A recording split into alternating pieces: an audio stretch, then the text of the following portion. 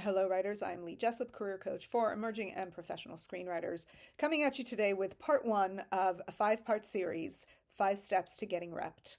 For a lot of writers, that first representative means a huge step forward in their career, getting that industry advocate, somebody who is within the machine to help them come on board said machine, to introduce them to the industry, to help them get that first job, to help them build those relationships with their fans that will make or break either their original work or their career doing open writing assignments, staffing on TV shows.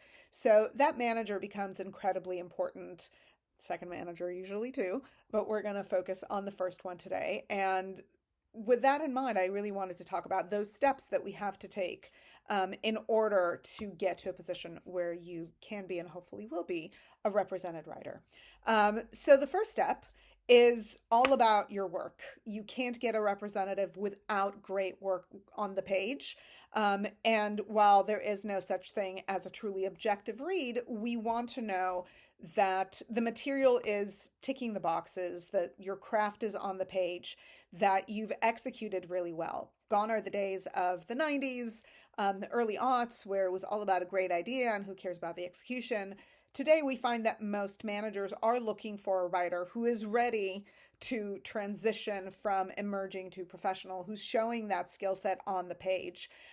Manager Jeff Portnoy, who's a good friend, talks about on your own, we're hoping that you'll get to about a 7 in your writing, and then a manager will get you from a 7 to a 9 and hopefully get you to an agent, and then you'll get to a 10, i.e., really kind of an optimized writer who's really delivering at the highest level. So the first step to getting repped is really about showing that work on the page and getting the work vetted. You do not get a second chance. I cannot say that enough times.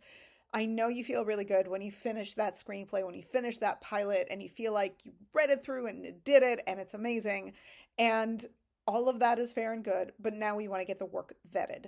Because ultimately, if a rep reads something from you that they either was sent to them through friends or however they got their hands on it, and they go, that's not it, that script is done for them. You can't come back to them with that script and go like, well, I did a new draft, so why don't you check it out?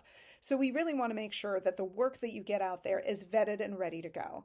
If you have friends who are screenwriters and ahead in the screenwriting journey from you, by all means, let's get some notes, let's get some thoughts, see how the work is landing for them, see what notes they may have for you that you want to take in. If they're not, consider buying coverage, paying for notes, whatever you have to do to get that work ready. Not saying that there's one way or that you have to spend money, but the point here is that when you share that work, you want to have the confidence that it is ready. I always ask my writer when something is getting ready to go out to market, are you ready to be rejected on the merit of the script?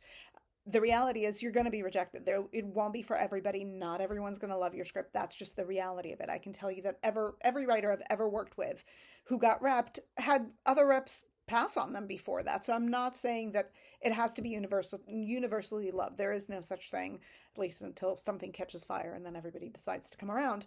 But ultimately, you have to have the conviction the material is as strong as it can be because it only gets one chance with a particular rep. So I do encourage you to vet the work, get coverage, get notes, work with consultants, do a class, whatever you need to do. Talk to your friends who are in the industry.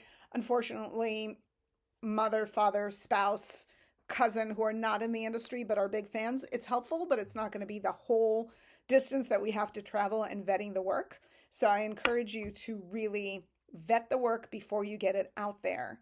And then you'll have to think about what you do with it once that is vetted. That will come at you tomorrow with part 2 of this 5-part series. I'm launching all of this in conjunction with my Your Career Plan suite of products, one of which is a representation rundown. I'll include a link in the comments. That said, if this is helpful, by all means, subscribe, and there'll be more coming at you shortly. Bye.